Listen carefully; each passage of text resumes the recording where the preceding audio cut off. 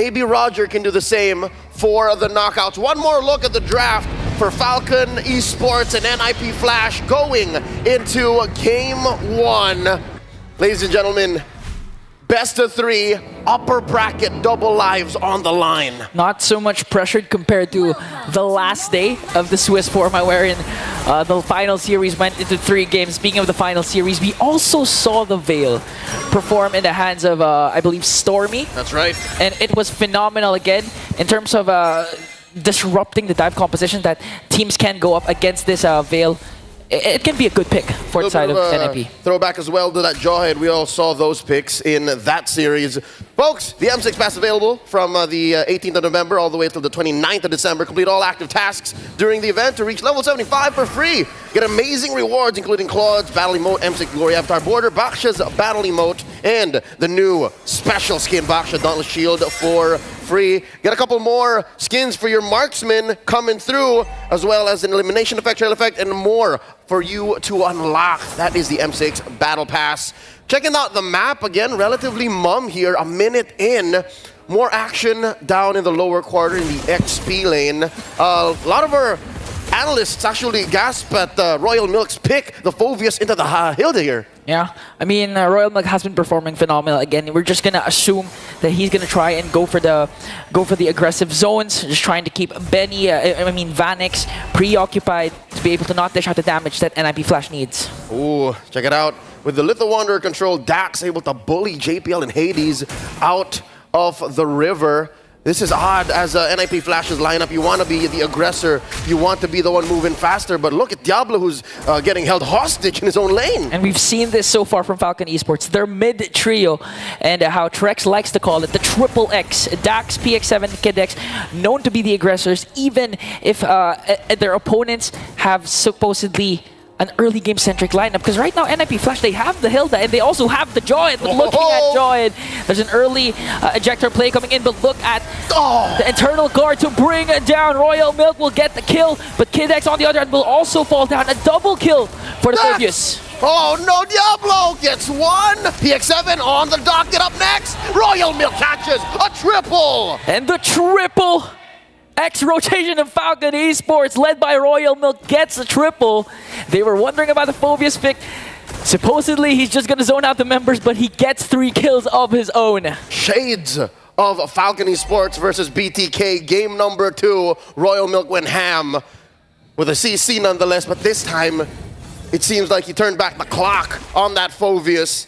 Now, once more, these roamers, Kid X, JPL, the Emperor, starts the fight off with an ejector, and the answer, Kid X with the Revitalize. Let's see, round 2. How about we do this again? One more go at the turtle. Okay, another go, same story goes. Ejector, but the sustain is there from Kid X. Now the glorious pathway for Falcon Esports to counterattack. Here comes Royal Milk, just trying to dish out the zone. Forces to use NIP Flash to walk away, but look at the internal guard connecting onto the back line as Dax gets the turtle. Wants to go for more. Is the Lycan's bound going to be there? He gets the open fire, now focusing his target onto Cartesi. In a strong start for Falcon Esports. I could have sworn the PX7 was going to go that much faster, but oh no, Diablo's in trouble! And they're not even done, just ganking up on Diablo. Kid X and Royal Milk will pick up the kill. Amazing use of the Eternal Guard, as if Phoveus and Hylos wasn't enough. The extra body for Falcon Esports in that clutch objective take. Almost 3,000 ahead are the Burmese. Royal Milk just holding it down. Diablo cannot rotate out. One of the main strengths of the Hilda neutralized. They're just having a hard time really with the mid and XP lane of Falcon Esports, and we've expected NIP Flash to actually have a better early game, considering the fact that they have a Jawhead who has early game damage, and of course the ejector that he always use to initiate for those clashes. But the problem is, it's always Kid X that he manages to throw, and that's why Falcon Esports, they always have a response. In fact, the ejector is actually helping Falcon Esports because Kid X is just able to cast the glorious pathway right on time. I got a couple of things brewing in my mind. Number 1, Curtis is not dealing enough damage just yet. Mind you, it is just about 4 minutes elapsed into game number 1. It should just be a matter of time. Second, Vanix and Benny. The fact that it's been quiet for our gold laners, meaning they've been getting the gold lane experience, in farm, in dueling. Is that dangerous? Do you think that Vanix is playing towards an inevitable late game once more? Because so far in a lot of NIP Flash's wins in the Swiss, that's been the story. It's always the late. You have to rely on your late game carries to actually dish out the damage and eventually get you the win that you well deserve. But again, NIP Flash, with the current aggression of FALCON Esports, we also know that FALCON, when they are in control of the early game, it's not necessarily gonna reach the late game with how flawless they've been executing the macro plays that they're well known for executing. I hear ya. The Burmese, I'd say, are better in the mid, and then I guess the earlier parts of the late game, we have seen them slip up and drop the ball here and there. So with that said, this is a great start. FALCON Esports, 6-3. NIP Flash holding on for dear life, trying to get those skill enhancements on Curtizi, trying to make, I guess, ends meet for Diablo. Great decision on the handsome devil, El Guapo Diablo here, picking up the Fury Hammer casually. Because if you played this the usual, just run Hilda into your face way and just build full tank, the whole hostage situation would have been so much worse. So the fact that he's building some teeth on this XP lane sledgehammer makes more sense. Back into the action we go. Once more, about 3,000 gold ahead. FALCON Esports is. Check out Vanix picking up the Hasclaw. Okay. So right now, NIP Flash, it's still safe to say that in terms of mid-game, they can actually, again, counterattack. We all know the power spike of Hades. When it comes to the Alpha, the third turtle, at the same time, when Curtizi is activated, they can disrupt, again, the dive composition of FALCON Esports with the Windblown paired up with the Windstorm. And that is what NIP Flash are holding out for. One more turtle. I'm guessing with the delay in the first, this might be the count for the second/third turtle coming up about 30 seconds from now. Kid X holding this river brush. Vanix and Benny rotated out already. This fight's just waiting to happen. Okay, now Kid X zones out Hades. JPL forcing them to back away. No major objective yet for Gods for FALCON Esports, and now they're just going to play the waiting game and wait for the neutral objective to respawn. Big ticket item picked up. Curtizi, his first built item, the glowing wand, should make Kid X and Royal Milk's life a little more difficult. Diablo bullied out from his lane down bottom, down a third of his health. Yeah, up against the Hilda with the Phobius. You're bullying El Diablo, and even up against two, it's like you're unbothered. It does nothing to Royal Milk right now. Just enough for FALCON Esports to get the turtle, but the shutdown coming in from Curtizi to bring down Dax, and Diablo goes in for the kill. Unstoppable kill coming in from Royal Milk. But Diablo picks up the kill as well as Curtizi gets the turtle. Here comes the response coming in from NIP Flash. Windstorm just to try and keep FALCON Esports at bay, but here comes Benny and Royal Milk as well. Picks up another kill again for FALCON Esports. Right in your face, Royal Milk running through NIP Flash. 6-0-2 on this Phobius, 6 minutes in. Jose, that's a kill per minute. That's a kill per minute. FALCON Esports just really upping the tempo, upping the pace, catching NIP Flash off guard. They're not giving enough position for JPL or even Diablo to make crazy plays for the all-star teams of Singapore. A turtle apiece. Despite the delay, we will still see one more spawn in the upper quarter. A minute and a half about before this comes through. The final turtle. Are we still on schedule? For all the NIP Flash fans watching, can Hades still hit that power spike? I mean, it's going to be hard. It's going to take a longer time because, again, 0-3-1. And up against a Roger, in terms of farming speed, in terms of scaling up, you'd expect that Hades would have a much better time compared to Dax. That's why Roger is out of the meta. But right now, JPL goes in with the ejector, countered down with the Eternal Guard. Glorious Pathway is there, but Kid X is the first man down. NIP Flash caught off guard there, but FALCON Esports has a response right away. NIP Flash manages to get Kid X. A master stroke from the Emperor. The counter engage, throwing bodies underneath that turret. Despite there being an Eternal Guard, hey, nothing stings as much as an early game turret. That was a win for NIP Flash, closing the gap, keeping that lead up to just about a 2,000 gold distance. FALCON Esports, they gotta slow down, but I feel like that's not how they want to go, especially when you have a Roger. I don't think Dax is making the most of it. He's doing all right, but I think in his head, when they were planning this with the draft with Coach Nyocha, with Coach RC, they were expecting more. Yeah, and you can really see the effect of Curtizi with the Veil. The game plan is working for them right now, especially for the last clash, because they were able to counteract the dive center again of Falcon Esports, and now starting things strong by taking control and hold of this turtle bit. Here comes Kid X with the glorious pathway, like an it's coming in from Dax, but still Hades gets the turtle, puts the spear of Alpha connecting onto 3, forcing Kid X and the rest of the members of Falcon Esports to walk away. Huge movements from NIP Flash, denying Royal Milk the late entry. Falcon Esports let go of their lead. Slowly but surely, just 1,000 ahead now. Here we go, another fight. JPL's in trouble. Here comes Vanix though. Kid X, is he going to be able to take down JPL? JPL walks away safely. Now Falcon Esports, slowly their lead has been diminishing.